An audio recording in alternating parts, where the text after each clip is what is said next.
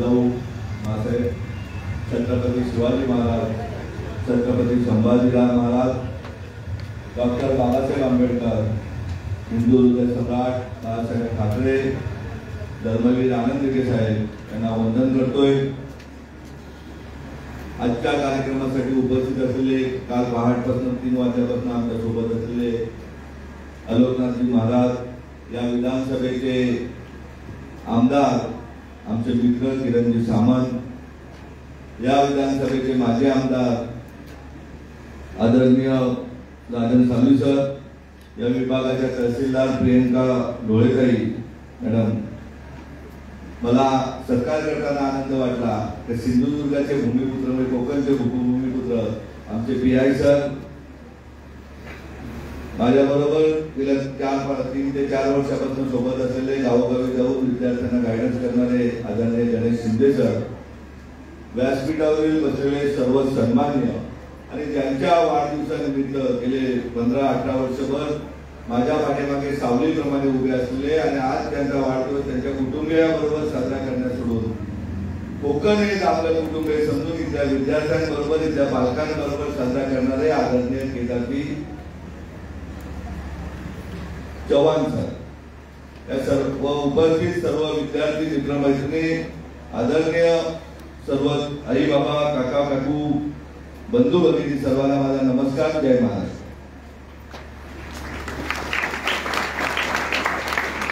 चाळीस 50 वर्षापूर्वीचा कोकण होता, त्यावेळेस ठीक होतं तर आपण घरकाम करण्यासाठी मुंबईला जात होतो।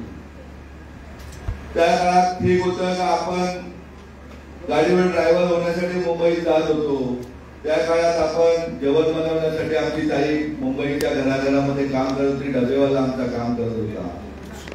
परंतु आपण बदलायला तयार नाही, आपण आता बदललं पाहिजे। जग कुठे, जगातला विद्यार्थी किंवा शास्त्रज्ञ चंद्रावर जाऊन पोहोचले, अनेक मंगळावर पोहोचले, देशाच्या जगाच्या कानाकोपऱ्यामध्ये हिंदुस्थानातील माणूस जाऊन पोहोचलेले, आपल्या बाजूला असलेले गुजरात असतील, राजस्थान असेल, आंध्र प्रदेश असेल, केरळ असेल, परंतु आपण कुठे आपण आपला मूळ स्वभाव सोडायला तयार नाही। त्यासाठी आम्ही गावोगावी येऊन आपल्याला सर्वांना विनंती करण्यासाठी आपल्यापर्यंत पोहोचलो। मी पहिल्यांदा जिजाऊच्या कामाचा उल्लेख करण्याच्या अगोदर इथल्या आमदारांचा अभिनंदन करतोय।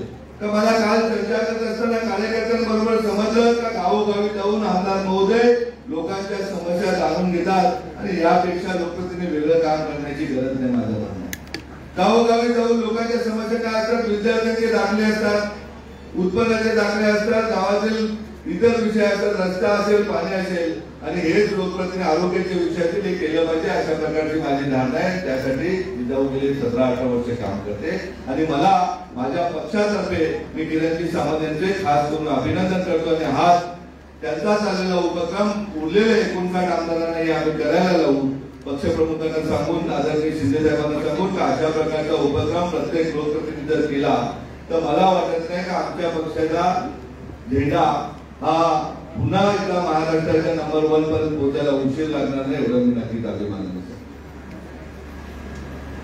किरणजी, आम्ही काम करत असताना आपण बघतोय की तुम्ही आमदार होण्याच्या अगोदर सामंत साहेब यांनी सालवी साहेबांनी सांगितलं आम्ही मुंबईत होतो, शाखा प्रमुख होतो, नगरसेवक होतो, याच्या पलीकडे आपल्याला आपला कोकणी माणूस गेला पाहिजे। तर त्या काळामध्ये मुरुड जंजिरा आपल्या लोकांनी बांधला, सिंधुदुर्ग बांधला, आरमाराचा प्रमुख जर मुसलमान सरदार होते तर मग आपण जातीपातीमध्ये विभाग न जाता हे कोकण हे आपली पंचमूठ आहे, 5 बोट आहेत, 5 जिल्हे, ही 5ही बोट ही शैक्षणिकदृष्ट्या समृद्ध झाली पाहिजे। ज्या सोयी सवलती तुम्हा आम्हाला व्यासपीठावर मंदिराला आरोग्याच्या मिळतात त्या माझ्या शेवटच्या गरीब माणसाला मिळाले पाहिजे, अशा प्रकारचा संकल्प आपण केला पाहिजे। सिकंदर ही जाताना रिकाम्या हाताने गेलेला आहे, परंतु तुम्ही आम्ही जर ठरवलं का कायापालट करायचं आहे कोकणचं तर मला वाटत नाही। सिंधुदुर्गातल्या राणी फॅमिलीने ठरवलं, त्याच्या बाजूला सामंत फॅमिली, साळवी फॅमिली, त्याच्या पुढे गेलं तर आणखीन आता कदम फॅमिली आहे, त्याच्या पुढे गेले तर आमचे गोगावले साहेब आहेत, पुढे आले तर साक्षात शिवसेनेचे मुख्य नेते एकनाथ शिंदे साहेब आहेत, त्याच्या पुढे गेले तर आम्ही आहोतच. आपण तर 7-8-10 कुटुंबांनी ठरवलं. या पूर्वीच्या काळी काय होतं की 10-20 कुटुंब गेले 30-40 वर्ष महाराष्ट्रावर 2014च्या आधी राज्य करत होते. आपण ते राज्य करण्यापेक्षा आपण ज्यांच्या जीवावर राज्य करतो त्या माझ्या मायबाप जनतेच्या मतदाराच्या मुलांना उत्तम शिक्षण देण्याचं काम करू. आम्ही ठाणे पालघर जिल्ह्यामध्ये 10 सीबीएसई शाळा सुरू केलेल्या आहेत. रत्नागिरी जिल्ह्याचे पालकमंत्री महोदय आपल्याच पक्षाचे, मला 9च्या 9 तालुक्यामध्ये आपण जागा द्या आणि त्या शासनाकडून द्या का कमी दरामध्ये विकत घ्यायला उपलब्ध करून द्या. 9 सीबीएसई शाळा ठाण्याच्या सिंगाण्यासारख्याच आपण उपलब्ध करून देऊ का जेणेकरून गोरगरिबांचा मुला शिकला पाहिजे. इथे बसलेल्या पालक वर्गाला विनंती करतोय का आता आपण अंगावरती आळस विसरून जा का आम्ही काय करू शकत नाही. तर आम्ही सर्वजण तुमच्या कुटुंबावर तर जगामध्ये तुम्हाला ज्या शिक्षण संस्थेमध्ये विद्यार्थ्यांना पाठवायचे त्या शिक्षण संस्थेमध्ये पाठवण्यासाठी एका कुटुंबाप्रमाणे आम्ही आपल्या बरोबरच, परंतु विद्यार्थ्यांना मोठी स्वप्न दाखवा. आज आपल्या हाताने शिकले एपीआय सर आहेत ते बाजूच्या सिंधुदुर्गात, परंतु ते शिकले एमपीएससी झाले. मला आनंद वाटला कारण रत्नागिरी जिल्ह्यात सिंधुदुर्गात काम करत असताना या भागामधला प्रत्येक कर्मचारी हा इतर जिल्ह्यातून येऊन काम करत असताना आम्ही बघितले. शिक्षकही आमच्या पालघर ठाणे जिल्ह्यातून बहुसंख्य आहेत. पोलीस कॉन्स्टेबलही बऱ्यापैकी आमच्या जिल्ह्यातले किंवा महाराष्ट्रातल्या पश्चिम महाराष्ट्रात किंवा इतर एरियातले.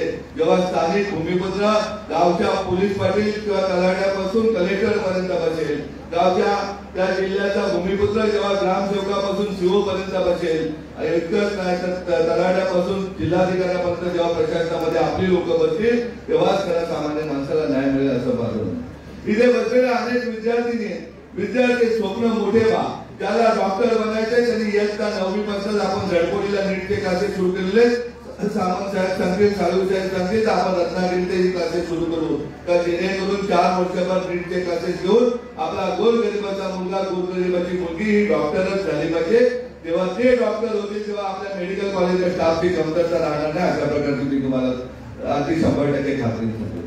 आपल्याला इंजिनियर व्हायचे तर मग स्वप्नी मोठी बघा का अगदी IIT सारख्या इंजिनिअरिंग कॉलेजला जाऊन आपली विद्यार्थी मोठ्या जगाच्या पाठीवरच्या मोठ्या कंपन्यांमध्ये एमडी म्हणून झाले पाहिजे. त्यासाठी आपण IIT होण्याची स्वप्न पाहिजे पाहिजे. IITचे आम्ही यंदा 9वी पासून क्लासेस सुरू केले तर जेणेकरून गोरगरिबाचा मुलगा, गोरगरिबाची मुलगी IIT सारख्या इन्स्टिट्यूट मध्ये जाऊन ती जेव्हा इंजिनियर होईल आणि तिला करोडो रुपयाचे पॅकेज मिळते तेव्हा तिला बघून गोरगरिबांची हजारो नव्हे तर लाखो विद्यार्थी शिकतील. आमच्या प्रांगणामध्ये मटण तोडणाऱ्या खांडे समाजाची मुलगी सर, चिकनचं दुकान आहे त्यांचं वाडा तालुक्यातील खानिवली गावामध्ये, ती मुलगी आपल्याकडे जेईचं शिक्षण घेतलं, IITच्या क्वालिफाय झाली. ती इलाहाबादला IIT करते, तिचा संपूर्ण खर्च जिजाऊ मार्फत केला करतो. कारण गोरगरिबाचा मुलगा, गोरगरिबाची मुलगी शिकलीच पाहिजे. त्याचबरोबर त्यांना स्पर्धा परीक्षा मार्फत अधिकारी व्हायचे. जशा तहसीलदार मॅडम ताटमानेने बसल्यात, PI सर बसले, त्याप्रमाणे आपल्यातील विद्यार्थी दिल्लीच्या पंतप्रधान कार्यालय चालवायला या कोकणातील विद्यार्थी गेला पाहिजे. आणि हे स्वप्न पूर्ण करण्यासाठी एका कुटुंबाप्रमाणे आपल्या बरोबर आहे हे सांगण्यासाठी आपल्यापर्यंत मी पोहोचले. पण तू स्वप्न मोठी पहा. तो आम्हाला सांगतो टाळ्या वाजवायला मुलं मुली तयार नाही. जर तुमच्यात जर काय कर्तृत्व नसेल तर आम्ही मंचावरील मंडळींनी आयुष्य काय आमच्यासारख्या 10 पिढ्या गेल्या तरी सुद्धा काही होऊ शकत नाही. परंतु तुम्ही ठरवलं पाहिजे की आम्हाला अधिकारीच व्हायचंय. तर या जिजाऊ संस्थेतून आई नसलेला, लहानपणी आई गेलेला, वडील इंजिनिअरिंगचं शिक्षण घेत असलेला सोपे माने सारखा कोल्हापूरून आलेला तरुण जिजाऊच्या प्राणात येतो. त्यांनी स्वप्न पाहिलेलं असतं UPSC व्हायचंय. त्याच्या पाठीमागे एका कुटुंबाप्रमाणे जिजाऊ उभी राहते आणि आज ताठ मानाने सांगतो वयाच्या 24व्या वर्षी UPSC होऊन पश्चिम बंगालमध्ये एक IPS ऑफिसर म्हणून नोकरी करतो. हे काम आपल्या जिजाऊचं. परत तुम्हाला सांगाल का आम्ही काय करू, आमची परिस्थिती गरिबीची, आमच्याकडे इतक्या समस्या आहेत, आम्ही काय करू. इथे बसलेले MPSC झालेले अधिकारी त्यांना माहिती आहे की डॉक्टर राजेंद्र भारुड ते नंदुरबार सारख्या आदिवासी जिल्ह्यातून, आदिवासी कुटुंबात अत्यंत गरीब परिस्थितीमध्ये आईच्या 7व्या महिन्यात पोटात असताना वडील जातात. आजूबाजूच्या महिला सांगतात का बाळाला पाडून टाका, परंतु भारुड सरांची मावशी सांगते का बाळाला जन्माला घाला. जन्माला आल्यानंतर आई रोजगार हमीच्या कामासाठी जाते. कामाला जात असताना बाजूला झोलीमध्ये त्या बाळाला ठेवलं जातं आणि बाळ रडतोय म्हणून त्याला दारू थोडी लावली, दारू बांधली जायची, परंतु त्याला शांत केलं जायचं. तेच राजेंद्र भरवट पुढे शिक्षण घेतात, पुढे डॉक्टर होतात मुंबईला KEM रुग्णालयामध्ये आणि डॉक्टर झाल्यानंतर ते UPSCची एक्झाम देतात. आणि आनंदाची गोष्ट सांगतोय की जेव्हा कोविड काळामध्ये आम्ही सगळे राजकारणी मंडळी घरात बसलो होतो आणि फक्त खालच्या वर्गाचे आशाताई किंवा नर्सेस किंवा डॉक्टर लोक काम करत असताना सगळे अधिकारी लोक जिल्ह्याचे जिल्हाधिकारी कार्यालयात बसलेले असताना ते नंदुरबारचे जिल्हाधिकारी म्हणून राजेंद्र बारोट काम करत होते. आणि ते मला सांगतोय आमच्या महाराष्ट्राच्या बाकी 29 जिल्ह्यामध्ये राजकारणी मंडळी असतील किंवा अधिकारी मंडळी असतील त्यांनी समाजाच्या स्वभावाचा गैरफायदा घेऊन त्या काळामध्ये कुठून काय विकलं जाईल, कुठून कशातून कमिशन मिळेल, अगदी मोठमोठे बिल्डर लोक पण आमच्याकडे धान्याचे किट देत होते किंवा सॅनिटर सप्लाय करत होते. अशा काळामध्ये जिल्हाधिकारी म्हणून राजेंद्र बारोट यांनी नंदुरबारचं काम केलं आणि स्थानिक भूमिपुत्र एक डॉक्टर कलेक्टर असल्याने त्या जिल्ह्यामध्ये मृत्यूचा दर सर्वात कमी होता. हे काम स्थानिक सुपुत्राचं असतं म्हणून आपल्याला सर्वांना विनंती करतो. पुन्हा आपण सांगा का हे तर राजेंद्र बारोटाचं उदाहरण तुमचं काय, मी तुम्हाला सांगतो काय इथे बसलेला वयाच्या 19व्या वर्षी 2.5 महिन्याचं पोटात बाळ असताना मोहिनी बारमन सारख्या तरुणीचा नवरा निधन होतो हार्ट अटॅकने. ठाण्याच्या झोपडपट्टीमध्ये काम करत असताना लोकांची धुणी भांडी करणारी जन्माला आल्यानंतर बाळ काम करणारी मोहिनी बारमन 4 तास ती लोकांच्या कामाला जाते, 4 तास ती साधू जाते, असं करून दुधाची व्यवस्था तिथे केली जात होती. ती मोहिनी बारमन ठाण्याच्या पोलीस भरती केंद्रात जिजाऊची येते, पोलीस भरतीला उशीर असतो. मग तिला दाखवलं जातं का बाबा मुंबई महानगरपालिकेमध्ये फायर ब्रिगेडची भरती निघाले. केदार सरांचा आज वाढदिवस आहे, जेव्हा पॅरेंट मीटिंग घेत असताना तिला विचारलं का तू लेक्चरला का थांबत नाही, ती ढसा रडायला लागते का माझ्याकडे जर मी लेक्चरला थांबली तर माझा मुलगा ला दूध देता येणार नाही आणि तो उपाशी राहील. त्या दिवसापासून जिजाऊनी त्याला अभ्यासाचे 15,000 रुपये दिले. आणि मुंबई महानगरपालिकेमध्ये 810 लोकांची फायर ब्रिगेडची भरती होती. साळवी साहेब पहिल्यांदा कोकणातील माणूस 109 विद्यार्थी तिथे मुंबई महानगरपालिकेमध्ये फायर ब्रिगेडमध्ये लागले. त्यामध्ये ती मोहिनी बारमन आज दादर सबस्टेशनला हे काम आपल्याशी जाऊ. किती उदाहरणं देऊ तुम्हाला, परंतु जे डोक्याला लागलेला गंजळ तो आता काढून टाका. अगदी भाजीवाल्या ताईची जिचा पती गेलेले भाजी विकते रस्त्यावरती, तिची मुलगी पोलीस प्रशासनात जिजाऊकडे लागली. वीट भट्टीवरती काम करणाऱ्या आई बाबांची मुलगी प्रशासनामध्ये लागली. अशी त्यांचं लग्न होऊन आल्या होत्या जवाहर विक्रमगड या परिसरामध्ये मुली, त्या मुली नवरा असताना कुटुंब असताना MPSCचे एक्झाम देऊन 13 PSI आपल्याकडे झाले, त्या 8 महिला झाल्या आणि त्या महिला लग्न झालेल्या झाल्या. म्हणजे माणसाने ठरवलं तर कुठलीही गोष्ट अशक्य नाही. परंतु आपण स्वप्न पाहिली पाहिजे. जेव्हा मोठी स्वप्न पाहाल तेव्हा तुम्ही कुठेतरी मंचावर बसलेल्या आमच्या सरकारपर्यंत पोहोचाल. मग कोणाला बघायचंय तर गणेश शिंदे सारखा व्याख्याता बनता आला पाहिजे, कोणाला बघायचंय तर उद्या किरण सामंत सारखा आमदार, राजन साळवी आमदार होता आला पाहिजे. कोणाला स्वप्न बघायचे त्या तहसीलदार मॅडम सारखे तहसीलदार होण्याचे स्वप्न बघितले पाहिजे, PI सरांसारखे स्वप्न बघितले पाहिजे, परंतु स्वप्न बाळांचं मोठी बघितली पाहिजे.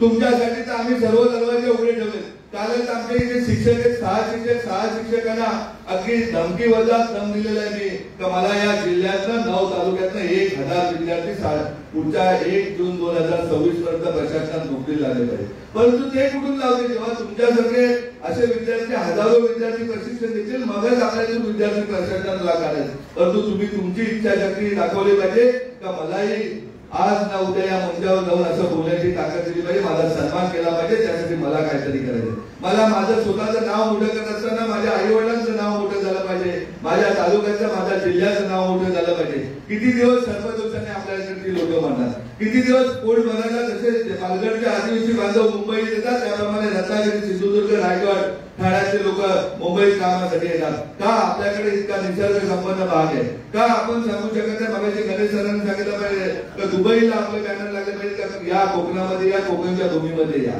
एक माणूस मोठा होऊन कधी कोकण मोठं नाही होणार. तुम्ही आम्ही सर्वजण प्रत्येक जण जेव्हा सुखी आनंदी राहू, प्रत्येकाने जेव्हा ठरवलं पाहिजे का मला काहीतरी बनायचं ते त्यावेळेस आम्ही काहीतरी करू शकतो आपल्यासाठी. परंतु आपण आज आला तर आज केदारजींच्या वाढदिवसानिमित्त इथे बसलेल्या विद्यार्थ्यांनी आणि पालकांनी स्वप्न मोठी पाहिली पाहिजे ही विनंती करण्यासाठी मी आपल्यापर्यंत आलेलो आहे. आपल्या रत्नागिरी जिल्ह्यासाठी 9 अँब्युलन्स आपण त्याचे आता मला वाटतं 5 झाल्याचे 4 झाल्याचे आणखी 5 अँब्युलन्स लवकरात लवकर उपमुख्यमंत्री महोदयांच्या हस्ते आपण देणार आहोत. त्याचबरोबर प्रत्येक तालुक्यामध्ये स्पर्धा परीक्षा अभ्यासिका पोलीस भरती केंद्र देतोय। त्यासाठी आपण जास्तीत जास्त विद्यार्थी कसे येतील यासाठी आपण प्रत्येकाने बघितलं पाहिजे। संगणक क्लासेस प्रत्येक तालुक्यामध्ये आपण देतोय, जेणेकरून 2-3 लाख रुपयाचे क्लासेस आपण मोफत देऊन गोरगरिबाचा मुलगा गोरगरिबाची मुलगी प्रशासनामध्ये कुठे ना कुठे पुढे गेली पाहिजे, अशा प्रकारचं आपलं स्वप्न आहे। आपल्याला आरोग्यासाठीचं जिल्हाचं जसं पालघर जिल्ह्यातील धडपूर या गावात हॉस्पिटल आहे, ठाणे जिल्ह्यामध्ये शहापूर येथे हॉस्पिटल, त्याप्रमाणे रत्नागिरीला आहे। माननीय उपमुख्यमंत्री महोदयांच्या शुभारंभाने 1 जूनला आपण रुग्णालय सुरू केलेले आहे। रुग्णवाहिका इथे आपण प्रत्येकाने ठरवलं पाहिजे 8 तास आपल्या स्वतःच्या पोटासाठी काम करतोय, 8 तास झोपण्यासाठी काम करतोय, उरलेले 8 तासापैकी 4 तास समाजातील दुःख जाणून घेऊन त्या दुःख झालेल्या पीडितासाठी जिजाऊशी संपर्क करा, शिवसेनेच्या कार्यकर्त्यांशी संपर्क करा, जेणेकरून त्याचा तब्येत बरी नसेल तर त्याला बरं करण्याचं काम आपण करू। काल मी हॉस्पिटलमध्ये फिरत असताना मी साहेबांना व्हिडिओ दाखवले साहेब, अगदी कॅन्सरच्या क्रिटिकल कॅन्सर मधून ती ताई बरी केलेली, ती ताई स्वतः सांगते की मी इतर खासगी रुग्णालयात गेले होते, माझ्याकडे इन्शुरन्स होता, पण जी सेवा मला जिजाऊच्या भगवान महादेव सामने रुग्णालयात मिळाली ती सेवा कुठल्याही रुग्णालयात मिळाली नसती। अशा प्रकारे आपण त्याचा लाभ घेतला पाहिजे। आज इथे संपर्क करायला या तालुक्याचे शिवसेनेचे तालुका प्रमुख आपल्या कॉन्टॅक्ट मध्ये असतील। राजन सालवीसरे आठवड्यात नाही येत आहेत, किरण सामंतजी गावगाव फिरतात आणि जिजाऊ तर्फे योगेशजी पांचाली चांगलं काम करतोय कार्यकर्ता आणि तोही गावगाव फिरतोय। जिथे तुम्ही संपर्क करा तिथे तुम्हाला मदत मिळेल एवढा आपल्याला विश्वास मी आपल्याला देतो। परंतु निवड केदारजींचा वाढदिवस साजरा करायला आमदार महोदय आले म्हणून यायचं, बाबा आले म्हणून यायचं, राजन आले म्हणून यायचं, हे न येता आपल्याला प्रत्येकाला ठरवलं पाहिजे का मला काहीतरी व्हायचंय आणि ते होण्यासाठी प्रत्येकाने मेहनत करणे आज गरजेचे आहे। जसा पालघरच्या कुपोषणाचा डाग शिक्षणाने संपवायचा आहे, त्याप्रमाणे चाकरमान्याचा जी गोष्ट आहे त्या घरात काम करणारी, मी अगदी उदाहरणासहित सांगतो, माझ्या घरामध्ये जेवण बनवणारी ताई आहे सिंधुदुर्गाची, माझ्या ऑफिसच्या लिफ्टमन आहे ती रत्नागिरीतली, आपल्याकडे खाली उतरलो तर वॉचमॅन आहे शहापूरचा, गाडीचा ड्रायव्हर आहे रायगड मधला। हे चित्र तुम्हाला बदलायचे जातात।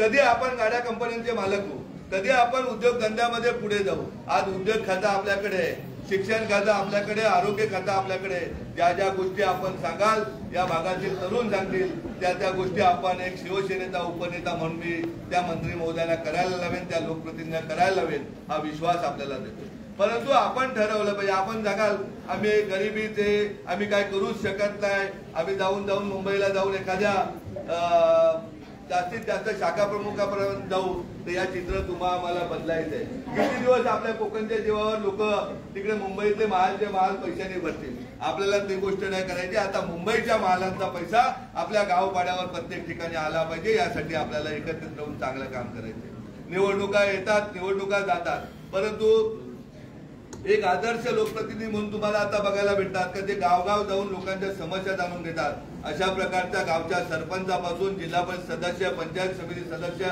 आमदार, खासदार प्रत्येक जण जर गावोगावी जाऊन लोकांच्या समस्या ऐकतील तर जो बलवान भारत पाहिजे, जो आर्थिकदृष्ट्या सक्षम भारत पाहिजे, तो व्हायला वेळ लागणार नाही। निव्वळ 80 कोटी लोकांना धान्य मोफत देऊन आपला देश कधी बलवान नाही होणार। तर या देशातील गोरगरिबांच्या मुलांना चांगलं उत्तम गुणवत्तेचं शिक्षण दिलं पाहिजे, या देशातील गोरगरिबांना उत्तम प्रकारची आरोग्य व्यवस्था दिली पाहिजे आणि ही देण्याचं काम आम्हाला करायचंय। परंतु जेव्हा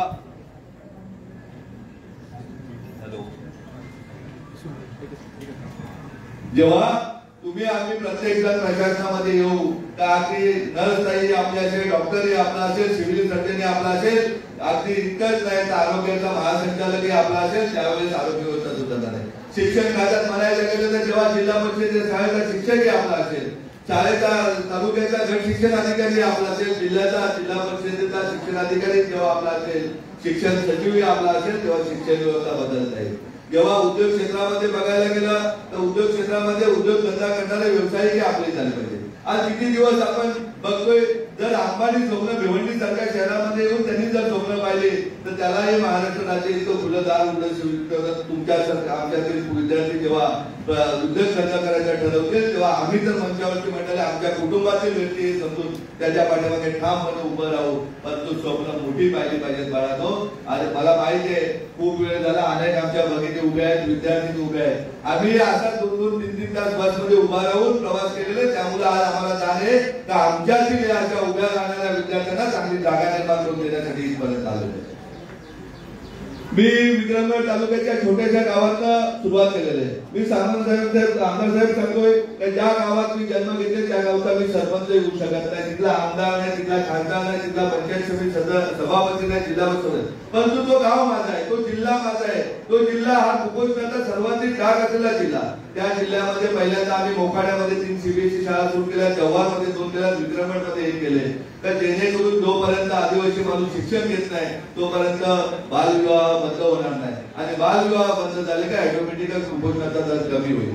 आणि रोजगाराबाबतची समस्या जव्हारचे पालघर जिल्ह्याचे लोकांची ती समस्या सावंतवाडीचे, ते सर्व रोजगार निर्मितीसाठी आमचे नेते आदरणीय एकनाथजी शिंदे साहेब एका कुटुंब प्रमुख म्हणून आमच्या पाठीमागे ठामपणे उभे आहेत. तर अगदी आमदारांपर्यंत सर्वजण त्या निर्मितीसाठी आम्ही कटिबद्ध आहोत. परंतु आपण प्रत्येकाने ठरवलं पाहिजे, हे जे आधी ते खटल्यावर असा कुठलाही देव तुम्हाला ताट वाढवून देणार नाही. आपण प्रत्येकाने मेहनत केली पाहिजे, मोठी स्वप्न पाहिली पाहिजे, आणि आपण जी जी स्वप्न पाहाल त्या स्वप्न पूर्ततेसाठी मी वैयक्तिक निलेश सांबरे, जिजाऊ परिवार आणि शिवसेना शिंदेगड किंवा शिवसेना मुख्य पक्ष हा आपल्या बरोबर कुटुंबाप्रमाणे असेल हा आपल्याला विश्वास देतो आणि थांबतो. जय हिंद, जय महाराष्ट्र.